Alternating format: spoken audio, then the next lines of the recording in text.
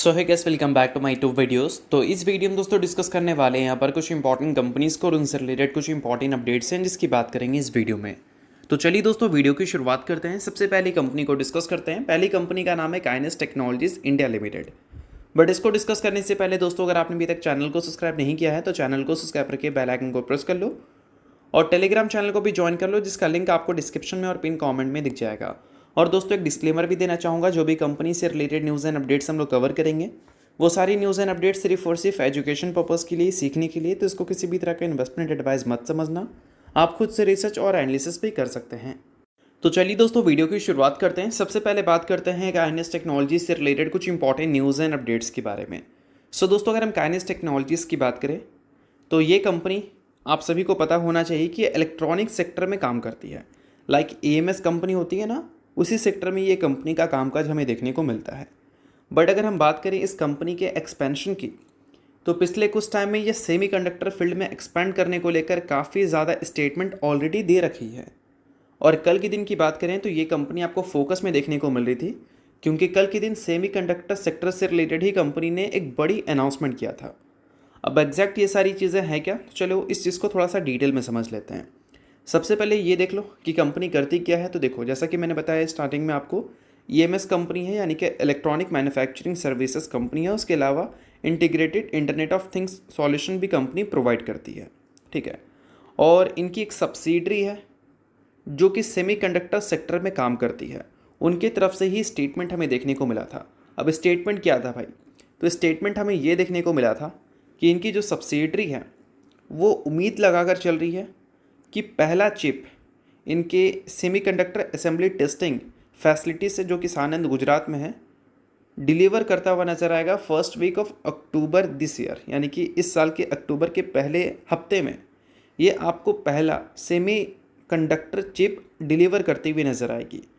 और ये एक तरह से देखा जाए तो इस कंपनी के लिए बहुत बड़ा अचीवमेंट है, क्योंकि अगर हम बात करें इस फैसिलिटीज़ को अप्रूवल कब मिला था, मतलब जो प्रोजेक्ट था उसको अप्रूवल कब मिला था, पिछले साल सितंबर को मिला था। तो अकॉर्डिंग टू कंपनी 11 महीने से भी कंपनी ने कम टाइम लिया है इस डेवलपमेंट को करने में। तो अल्टीमेटली देखा जाए तो बिज़नेस से रिलेटेड अगर हम देखें तो ये एक काफ़ी अच्छी न्यूज़ हम बोल सकते हैं। उसके अलावा दोस्तों अभी स्टार्टिंग सितंबर में ही कंपनी ने एक न्यूज़ हमें दिया था, वही इस कंपनी की जो सब्सिडरी है उससे रिलेटेड। इसमें बताया ये गया था कि कंपनी ने एग्जीक्यूट कर दिया है security subscription share holder agreement, यानी कि SSSA। किसके साथ? US technology international private limited के साथ। किस लिए भाई? यहाँ पर आपको मेंशन देखने को मिलेगा, जो कन्वर्टेबल प्रेफरेंशियल शेयर्स होते हैं उसको अलॉटमेंट करने के लिए। तो ये सारी चीज़ों को भी आप नोट कर सकते हैं। तो ये जो सेमीकंडक्टर की न्यूज़ है, ये न्यूज़ अगर ऑन टाइम हमें डिलीवर होती हुई नज़र आती है तो अल्टीमेटली बिजनेस से अगर हम देखें तो ये एक काफ़ी अच्छी न्यूज़ हो सकती है। क्योंकि अगर हम पिछले 5 साल, पिछले 10 साल का रिकॉर्ड इस कंपनी का देखें, 10 साल का तो चलो अपडेटेड नहीं है, 5 साल का अगर हम रिकॉर्ड देखें इस कंपनी की बिज़नेस का, तो कंपनी के रेवेन्यू ग्रोथ भी काफ़ी इंप्रेसिव है और प्रॉफिट ग्रोथ भी काफ़ी इंप्रेसिव है। और इसमें सेमीकंडक्टर का कोई कंट्रीब्यूशन हमें देखने को मिला नहीं है।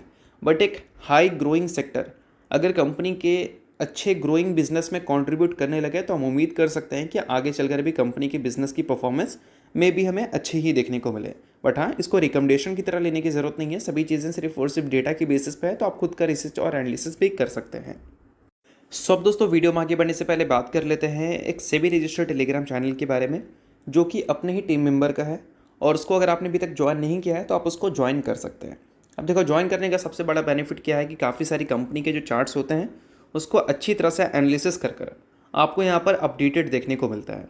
और सेबी रजिस्टर्ड टेलीग्राम चैनल है, तो सेबी रजिस्टर्ड रिसर्च एनालिस्ट के द्वारा अच्छी तरह से प्रॉपर एनालिसिस करके ही ये सारी डिटेल्स आपको देखने को मिलती हैं। तो लिंक आपको डिस्क्रिप्शन में दिख जाएगा, लिंक के थ्रू जाकर चैनल को ज्वाइन कर लो। तो चलिए दोस्तों बात करते हैं अब अगली कंपनी के बारे में। सो अगली कंपनी का नाम है रिलायंस इंडस्ट्रीज लिमिटेड। अब दोस्तों रिलायंस इंडस्ट्रीज की बात करें तो पिछले कुछ टाइम से ये कंपनी आपको काफ़ी ज़्यादा फोकस में देखने को मिल रही थी। फोकस में रहने का सबसे बड़ा रीज़न है अमेरिका। अब देखो, अमेरिका नहीं चाहता इंडिया रशिया से तेल ले, और इंडिया अगर रशिया से तेल लेना रोक देता है तो काफ़ी सारी कंपनीज़ को इससे प्रॉब्लम हो सकती है, क्योंकि हम रशिया से जो तेल खरीदते हैं वो बाकी सारी गल्फ़ कंट्री के कंपैरिजन में काफ़ी ज़्यादा डिस्काउंट रेट में हमें मिलता है। उसको रिफ़ाइन कर हम बेचते भी हैं, तो अल्टीमेटली इससे हमें ज़्यादा फ़ायदा होता है एज़ कम्पेयर टू बाकी गल्फ़ कंट्री, ठीक है। अब रिलायंस इंडस्ट्रीज़ की बिज़नेस की बात करें तो इनका जो O2C बिज़नेस है, यानी कि ऑयल टू केमिकल, वो कंपनी को 50% से भी ज़्यादा रेवेन्यू कंट्रीब्यूट करके देता है इनके टोटल रेवेन्यू का। और अगर मान लो रशिया से हम तेल लेना बंद करते हैं तो रिलायंस इंडस्ट्रीज़ को इससे झटका लग सकता है, ऐसा काफ़ी सारे रिपोर्ट्स वगैरह भी कह रहे थे। बट अभी रिसेंटली क्या हुआ है कि जेफरीज की एक स्टेटमेंट हमें देखने को मिली, जिसमें उन्होंने बताया कि 2026 के फाइनेंशियल ईयर के जो फर्स्ट हाफ है वहाँ पर O2C की प्रॉफिटेबिलिटी हमें काफ़ी अच्छी देखने को मिलेगी और 15% की ग्रोथ वो रिपोर्ट कर सकते हैं ईयर ओवर ईयर बेसिस पे। और जो फोरकास्ट किया गया था जेफरीज का पूरे साल का इनके O2C सेगमेंट से रिलेटेड, वो सिर्फ 8% का था। मतलब बोल सकते हैं कि फोरकास्ट के हिसाब से अगर हम देखें तो नंबर हमें बेटर देखने को मिल सकते हैं इनके इस सेगमेंट के। और जैसा कि मैंने बताया आपको कि हाईलाइट हो रहा है कि रशिया की क्रूड ऑयल अगर हम लेना बंद करते हैं या कम करते हैं तो रिलायंस इंडस्ट्रीज़ को प्रॉब्लम हो सकता है। तो उस चीज़ को भी यहाँ पर जेफरीज ने हाईलाइट किया कि इन्वेस्टर जो कंसर्न में है कि रशियन क्रूड ऑयल का जो बेनिफिट हमें मिल रहा है वो बेनिफिट अगर हटता है तो रिलायंस इंडस्ट्रीज़ को कितना प्रॉब्लम होगा। तो देखो यहाँ पर बताया गया है कि 2027 के कंसोलिडेटेड इबिट्टा की बात करें तो इनके एस्टिमेट के हिसाब से रशियन क्रूड ऑयल का जो बेनिफिट है वो सिर्फ हमें इनके इबिट्टा के 2.1% पे ही देखने को मिलेगा। ना कि बहुत बड़ा नंबर है, डबल डिजिट में भी नंबर नहीं है, सिंगल डिजिट में है, वो भी लोअर लेवल के आसपास है। तो रशियन क्रूड ऑयल को अगर हम लेना कम भी करते हैं तो भी जेफरीज के हिसाब से रिलायंस इंडस्ट्री जैसी कंपनीज़ को उतना ज़्यादा इम्पैक्ट इनके इबिट्टा या फिर इनके नेट प्रॉफिट में हमें देखने को नहीं मिलेगी। बट इसके अलावा दोस्तों अगर हम बात करें रिलायंस जियो से रिलेटेड, तो आप सभी को पता है 2026 के फर्स्ट हाफ में रिलायंस का जो सब्सिडरी है जियो उसके IPO हमें देखने को मिलेंगे।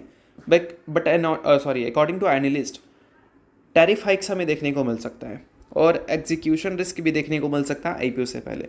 अब टैरिफ हाइक्स इसलिए देखने को मिल सकता है क्योंकि रिलायंस इंडस्ट्रीज अपनी इतनी बड़ी सब्सिडरी का अगर IPO ला रही है तो ऑब्वियस सी बात है कि वैल्यूएशन वो ज़्यादा खोजेगी। और वैल्यूएशन आपको कैसे मिलता है? अच्छे रेवेन्यू और एक अच्छे प्रॉफिट के बेसिस पे। तो टैरिफ अगर हाइक किया करती है तो एक बेटर मार्जिन मिल सकता है इनको इस सेगमेंट से, जिससे प्रॉफिट एंड रेवेन्यू दोनों बढ़ने के चांसेस हैं। तो इस वजह से ये सारी चीज़ें हमें इंप्लीमेंट होती हुई दिख सकती है IPO से पहले, इस चीज़ को ध्यान में रखना। और अभी रिसेंटली 25% हाइक हुआ था ना, हो सकता है कि आगे चलकर हमें और भी हाइक होती हुई नज़र आ जाए। अब इसके अलावा दोस्तों बात करते हैं अगली कंपनी के बारे में जिसका नाम है वारी एनर्जीज लिमिटेड। बट इसको डिस्कस करने से पहले दोस्तों, अगर आपने अभी तक मेरे टेलीग्राम चैनल को ज्वाइन नहीं किया है तो ज्वाइन आप कर सकते हैं, जिसका लिंक आपको डिस्क्रिप्शन में देखने को मिल जाएगा।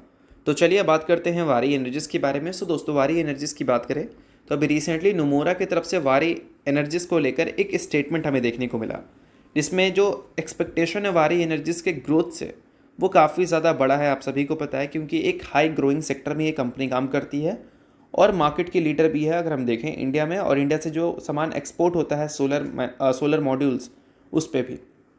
बट अभी के टाइम पे देखा जाए तो जो ट्रेड अनसर्टिनिटीज़ हमें देखने को मिल रही है उस वजह से जो ग्रोथ वाला मसला है वो कहीं ना कहीं वैनिश हो चुका है, गायब हो चुका है। और ये सारी चीज़ें नोमोरा क्या कह रहा है ये आप मेंशन देख सकते हैं। बट अगर हम बात करें ग्रोथ प्रोस्पेक्ट से तो नोमोरा के हिसाब से क्या है कि 2025 से 2028 तक के फाइनेंशियल ईयर तक वारी एनर्जीज़ का जो इबिट्टा ग्रोथ है वो हमें 43% CAGR से देखने को मिल सकता है, जो कि काफ़ी बड़ा है।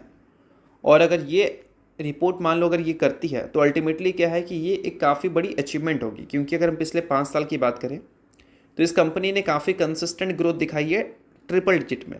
बट कोई भी कंपनी ट्रिपल डिजिट में ग्रोथ दिखा रही तो ज़रूरी तो नहीं है कि अगले 5 साल में भी वही ग्रोथ कंपनी मेंटेन कर पाएगी। ग्रोथ तो स्लो होता ही है भाई, क्योंकि स्टार्टिंग में बड़ा ग्रोथ कोई भी कंपनी अचीव कर सकती है। लाइक टाटा मोटर्स लॉस में थी, बड़ा बड़ा प्रॉफिट ग्रोथ देखने को मिल रहा था, बट जब कंसिस्टेंट प्रॉफिट में आई तो फिर ग्रोथ का नंबर हमें स्लो होता हुआ दिखा। तो वही चीज़ आपको यहाँ पर भी दिख रही है। पहले ट्रिपल डिजिट में था, अब हमें डबल डिजिट में देखने को मिलेगा। बट वो डबल डिजिट कितने % का होगा वो देखना इंटरेस्टिंग है। लाइक 10% का है कि 80% का है कि 40% का है, इस चीज़ को ध्यान में रखना। तो चलिए इसके अलावा बात करते हैं अगली कंपनी के बारे में जिसका नाम है गॉडफ्रे फिलिप्स। रिसेंटली कंपनी ने अपने Q1 के रिजल्ट को पब्लिश किया था, जहां पर कंपनी का नेट प्रॉफिट 56% से ग्रो की थी और उसके साथ कंपनी ने बोनस की भी अनाउंसमेंट की थी जो कि 2:1 की रेशियो में था। सो अगर आप इस कंपनी के शेयर होल्डर हैं तो बेशक ये न्यूज़ आपके लिए काफ़ी इंपॉर्टेंट है। शेयर होल्डर नहीं है इग्नोर कर सकते हैं, न्यूज़ थी इस वजह से मैंने बता दिया। बाकी ये किसी भी तरह का रिकमेंडेशन वगैरह नहीं है। तो चलिए दोस्तों ये वीडियो यहीं तक था। आपको करता हूँ वीडियो आपको अच्छा लगा वीडियो लाइक कीजिए, पहली बार सब्सक्राइब कीजिए। वीडियो के लिए बहुत बहुत शुक्रिया।